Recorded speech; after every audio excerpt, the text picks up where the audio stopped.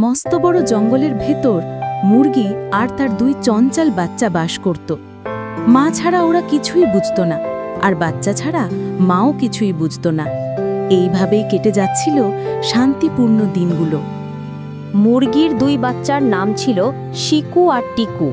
শিকু বলল, মা মা শুনবে, আজ আমরা একটা দারুণ বায়না ধরব। হ্যাঁ মা, আমরা চাই আমাদের বনের রাজামশাইকে দেখতে যাব। কখনো তো তাকে দেখিনি, এত বড় হয়েছি এখন পর্যন্ত বনের রাজামশাইকেই দেখিনি। মুরগি মা চমকে উঠে ডানা কাঁপতে কাঁপতে বলে, কি বললি? রাজামশাইকে দেখতে? এটা একেবারেই অসম্ভব। ওই কথার মুখে আনবে না কখনো। জানো সে কতটা ভয়ানক? না মা, আমরা রাজাকে দেখবই। তুমি যেতে রাজি না? আমরা দুজন একাই যাব। কত দিনের স্বপ্ন আমাদের বনের রাজাকে দেখার। হ্যাঁ হ্যাঁ, রাজা নাকি অনেক বড়, তাকে না দেখে আমরা ঘরে ফিরবো না। আমাদের একটা মান সম্মান আছে না? বাপরে, তোমরা কি বুঝো না, রাজার কাছে যাওয়া মানেই বিপদ। আর কোনোদিনও এই কথা মুখে আনবে না। আমরা তো জেদ ধরলাম, রাজাকে না দেখি ছাড়বো না। টিকু বলল, মা যদি না নিয়ে যায় আমরা নিজেরাই চলে যাব। এইভাবেই শুরু হলো দুই চঞ্চল বাচ্চার জেদ। মা যতই শাসায় বোথায়, তারা কিছুতেই মানে না। মা কাঁদে আর বাচ্চারা ভাবে রাজা না দেখলে তাদের জীবনই বৃথা। অবশেষে মুরগিমা কান্না জড়ানো চোখে সিদ্ধান্ত নিল, সন্তানদের জেদের কাছে হার মেনে ওদের রাজা মশাইকে দেখাতে নিয়ে যাবে। বিকেলে তিনজন বের হলো জঙ্গলের পথে। রাস্তায় হাঁসের সাথে দেখা। হাঁস আনন্দের ভঙ্গিতে, ওহে ওহে, কি সুন্দর দৃশ্য! মা আর তার দুই আদরের বাচ্চা।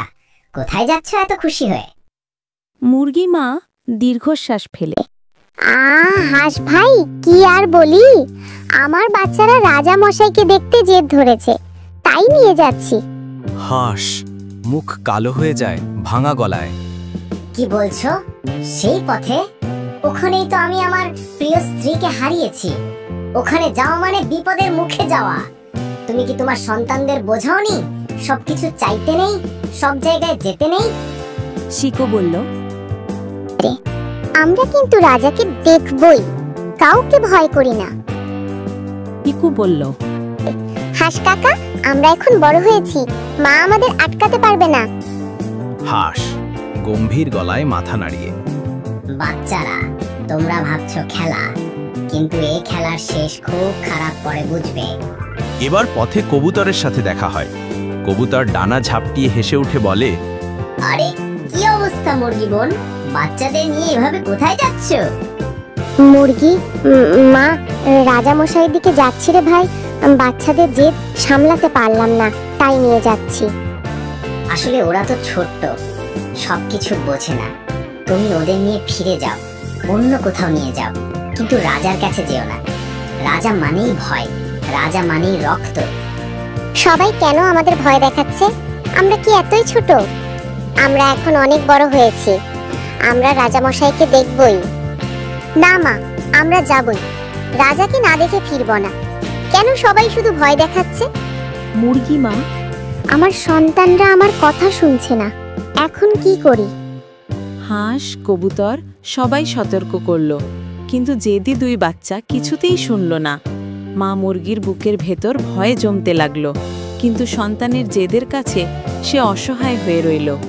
মুরগিমা তার দুই জেদি সন্তানকে নিয়ে চলতে চলতে হঠাৎ বনের ভেতর এক বিশাল গরুর সামনে এসে পড়ল। গরু থেমে গেল, বড় বড় চোখে তাকালো তাদের দিকে।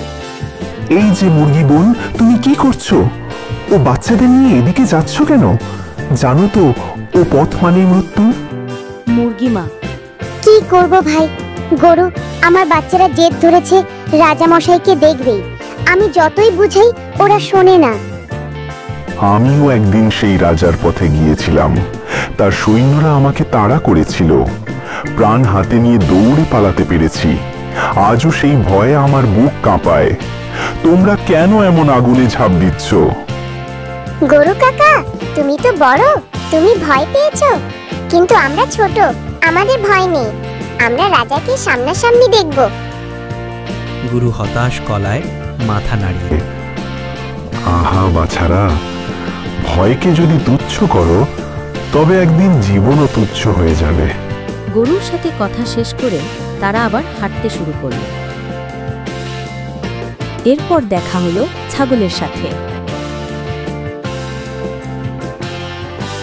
থামো থামো মুরগি, ওই পথে যেও না। আমি আমার ভাইকে হারিয়েছি ওখানে।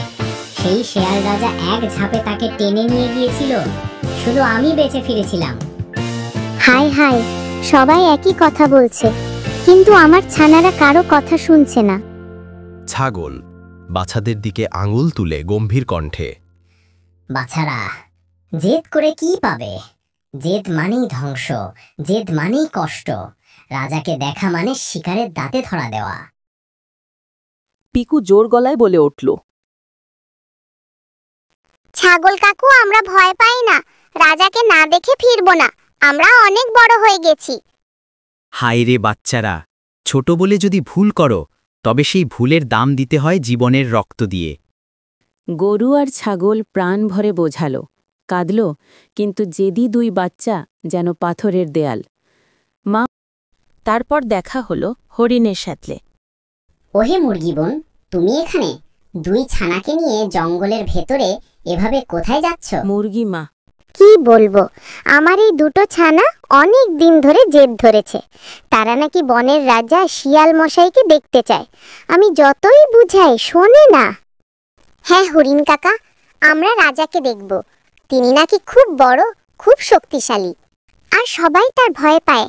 আমরা তাকে না দেখলে বনের কথা জানবো কিভাবে? আহা, তোমরা এখনো ছোট। রাজা শেয়ালকে দেখতে যাওয়া মানে মৃত্যুর মুখে হাঁটতে যাওয়া। আমি আমার নিজের ভাইকে ওই শেয়ালের দাঁতের নিচে হারিয়েছি, এখনো তার চিৎকার কানে বাজে। মুরগি মা কাঁপা নলায় বললেন, শোনো ছানারা, আমি শুধু মায়ের মতো বলছি না, হরিণ ভাইয়েরও কষ্টের কথা শোনো। সবাই কি এমনি এমনি আমাদের আটকাতে চাচ্ছে? মনে রেখো, শক্তিশালীর কাছে যাওয়ার ইচ্ছে অনেক সময় কেবল ক্ষুধার মুখে যাওয়া। তোমরা ভাবছো রাজা মানেই দয়া আর ন্যায়, কিন্তু সে হলো রক্ত পিপাসু। তোমাদের দেখা নয়, লাশ চাইবে। না কাকা, আমরা ভয় পাই না। রাজাকে না দেখে ফিরব না। আমরা তো এখন বড় হয়েছি, এবার আমাদের দেখা দরকার। হায় হায়, জেদ মানুষকে অন্ধ করে দেয়, পাখিকেও করে। আমার পরামর্শ মানো মুরগি বোন, তুমি আজই ফিরো, না হলে তোমার ছানাদেরও হয়তো আমার ভাইয়ের মতো হারাতে হবে। শোনো আমার আদরের সেনা বাচ্চারা, আরেকবার ভাবো, হরিণ ভাইয়ের কথার মধ্যে রক্তাক্ত সত্যি লুকানো আছে। এখনো সময় আছে, চলো ফিরে যাই। কিন্তু মায়ের বুক ফাটা অনুরোধ, হরিণের করুণ কাহিনী কিছুই ছানাদের জেদ ভাঙাতে পারল না। থরের দেয়াল। মা মুরগির বুকের ভিতর আতঙ্ক জমতে থাকল, কিন্তু সন্তানেরা তবুও এগিয়ে যেতে চাইল। অবশেষে দীর্ঘ পথ পেরিয়ে মুরগিমা আর তার জেদি বাচ্চারা এসে পৌঁছালো জঙ্গলের রাজার রাজ্যে। বাচ্চারা খুশিতে ডানা মেলল, কিন্তু মা মুরগির বুক কেঁপে উঠল। তখনও তারা রাজাকে খুঁজে পাচ্ছিল না। মা, কোথায় রাজা? এত খুঁজেও তো পাচ্ছি না। আমরা তো ভেবেছিলাম রাজা সোনার সিংহাসনে বসে থাকবে, এখানে তো কিছুই নেই। হ্যাঁ বাচ্চারা, তাই তো, রাজা নেই। এই সুযোগে চলো আমরা বাসায় ফিরে যাই। হঠাৎ দূরে গুহার ভিতরে শিয়াল দেখা গেল, এক কুমিরের বাচ্চাকে মুখে তুলে খাচ্ছে। মুরগি মা চোখ ভয় বড় বড় করে বলল, বাচ্চারা চুপ করে দেখো, ওই যে আমাদের রাজা মশাই। কি, এটাই রাজা? সে তো কুমিরকে কামড়ে কামড়ে খাচ্ছে। হাই মা, এত নির্মম রাজা। শিয়াল হঠাৎ তাদের দেখে ফেলে, ভীষণ অট্টহাসি দেয়। শিয়াল রাজা দাঁত বের করে গর্জন মাখা গলায়, কি আশ্চর্য! আজ আমার রাজ্যে মুরগি আর তার দুটো মোটা বাচ্চা। ভাগ্য ভালো, আজ তোদের আমি ভোজে পরিণত করব। মুরগি মা কাঁপা গলায় বাচ্চাদের বুকে জড়িয়ে, দেখলে সন্তান, কেন তোমাদের আসতে মানা করেছিলাম? আমি জানতাম এই ভয়ঙ্কর দৃশ্য একদিন দেখতেই হবে। আমরা আর কখনো জেদ করব না মা, বাঁচাও আমাদের। শিয়াল রাজা গর্জন করে, কোথায় যাবে রে? আজ তোরা আমার হাত থেকে পালাতে পারবি না। তোদের রক্তেই আমার রাজত্বের তৃষ্ণা মেটাবো। মুরগি মা চিৎকার করে বাচ্চাদের ধাক্কা দিয়ে সামনে এগোয়। দৌড়াও, প্রাণ বাঁচাও বাছারা, আমার পিছে এসো না, শুধু ছুটো সামনে। শিয়াল দৌড়াতে লাগলো, মুরগি মা আর তার 2 সন্তান প্রাণপণে দৌড়াতে লাগলো। ঠিক তখনই অলৌকিকভাবে শিয়াল তাদের ধরতে পারল না। হাঁপিয়ে উঠে সে থেমে গেল, আর মা ও বাচ্চারা কান্না জড়ানো গলায় কৃতজ্ঞতা জানালো জীবনের প্রতি। অবশেষে মুরগি মা ও তার 2 বাচ্চা দৌড়াতে দৌড়াতে প্রাণে বাঁচল। শিয়াল দূরে হাঁপাতে হাঁপাতে দাঁড়িয়ে রইল, আর 3 জন ক্লান্ত হয়ে বনের এক কোণে থেমে গেল। মায়ের বুক কেঁপে উঠছে, আর বাচ্চারা কান্নায় ভেঙে পড়ল। মা, আমরা তোমার কথা শুনিনি, তাই আজ এত বড় বিপদে পড়েছিলাম। আমরা ভুল করেছি। আমরা ভেবেছিলাম রাজা মানেই ভালো, মানেই বড় গৌরব, কিন্তু আজ বুঝলাম রাজা হতে পারে ভয়ঙ্কর। মুরগি মা চোখ মুছে গভীর স্বরে বলেন, সন্তানরা, এই পৃথিবীতে সবকিছু চাওয়া যায় না, সব জায়গায় যাওয়া যায় না। জেদ করলে জীবনই ঝুঁকির মুখে পড়ে। তোমরা আজ যদি আমার কথা না শুনে থাকো, তবে মনে রেখো, মায়ের অভিজ্ঞতা সব সময় সন্তানের পথের আলো। মা, আমরা প্রতিজ্ঞা করছি আর কোনো দিন তোমার অবাধ্য হব না। আমরা আর কখনো জেদ করব না। তোমার উপদেশই আমাদের জীবনের পথ নির্দেশ হবে।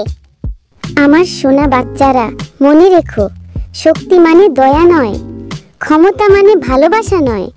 সেই শিয়াল রাজা যত বড়ই হোক, তার হৃদয় নিষ্ঠুর, তাই অত্যাচারীকে দেখার ইচ্ছা কখনো বুকের ভেতর পুষে রাখবে না। হ্যাঁ মা, আমরা বুঝেছি। মায়ের কথা না শুনলে বিপদ, মায়ের কথা শুনলে নিরাপদ। এইভাবেই মুরগি মা ও তার 2 সন্তান ঘরে ফিরে গেল। বাচ্চারা শিখল জেদে নয়, মায়ের উপদেশেই বাঁচার আসল পথ। আর সেদিন থেকেই তারা প্রতিজ্ঞা করল আর কখনো মায়ের অবাধ্য হবে না। এই গল্প আমাদের শিক্ষা দেয় যে বড়দের উপদেশ মানতে হবে, অকারণে জেদ করা চলবে না, আর অত্যাচারী বা দুষ্ট শক্তিকে কখনো অনুসরণ করা উচিত নয়।